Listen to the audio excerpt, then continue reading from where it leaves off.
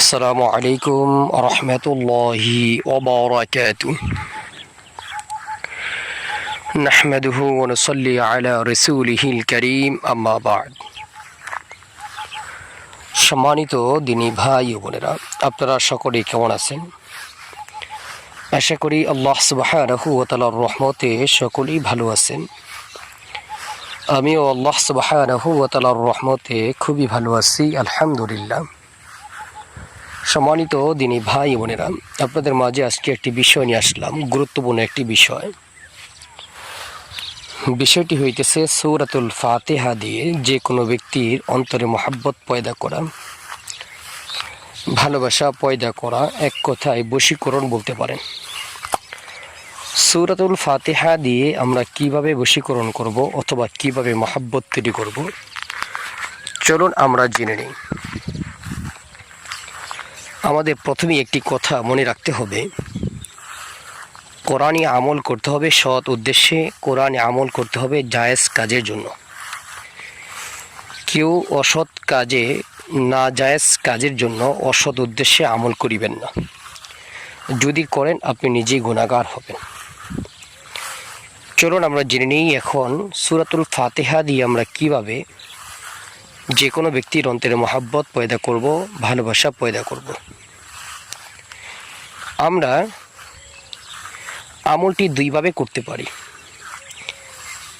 একটি হলো পাঁচ ওয়াক্ত ফরজ নামাজের পরে, আরেকটি হলো শুধু এশারের নামাজের পরে। পাঁচ ওয়াক্ত নামাজের পরে আমরা যারা করব, পাঁচ ওয়াক্ত ফরজ নামাজের পরে কয়েকবার ইস্তেগফার পাঠ করবেন, কয়েকবার দুরূদ ইব্রাহিম পাঠ করবেন।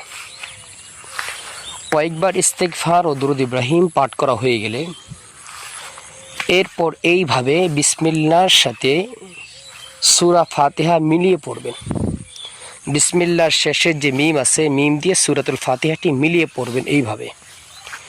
বিসমিল্লাহির রহমানির রহিম, আলহামদুলিল্লাহি রাব্বিল আলামিন, আর রহমানির রহিম, মালিকি ইয়াউমিদ্দিন, ইয়াকা না'বুদু ওয়া ইয়াকা নাস্তাঈন, ইহদিনাস সিরাতাল মুস্তাকিম, সিরাতাল লাযীনা আন'আমতা আলাইহিম গায়রিল মাগদুবি আলাইহিম ওয়ালাদ-দাল্লিন, আমিন।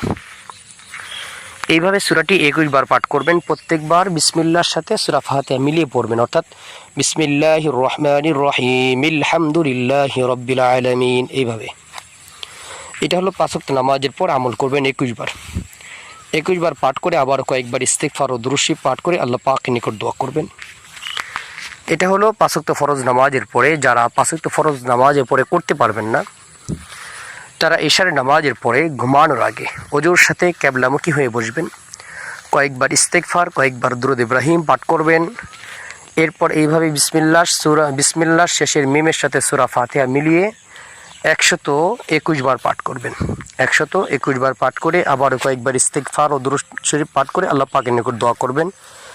এই আমলটা যেভাবে করেন, ফজরের পাঁচ ওয়াক্ত নামাজের পরে করেন আর এশার নামাজের পরে করেন, এই আমলটি একাধারে 7 থেকে 11 দিন করতে হবে ইনশাআল্লাহ। 7 থেকে 11 দিনের মধ্যে দেখবেন যার জন্য আমলটি করবেন তার অন্তরে প্রচুর পরিমাণে মহব্বত পয়দা আল্লাহ তাআলা করে দেবেন ইনশাআল্লাহ। এই আমলটি আমরা নিজেরা প্রয়োজনে করব এবং এই আমলটি আমরা অন্যান্য আমাদের আত্মীয় স্বজন, বন্ধু বান্ধব যারা আছে তাদের কাছে পৌঁছাই দিব, যাতে তারাও আমল করতে পারে।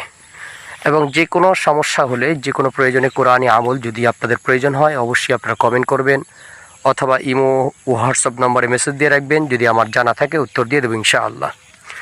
আল্লাহ তাআলা আমাদের সকলকে যে কোনো সমস্যার জন্য কোরআনী আমল করার তৌফিক দান করুক, আমিন।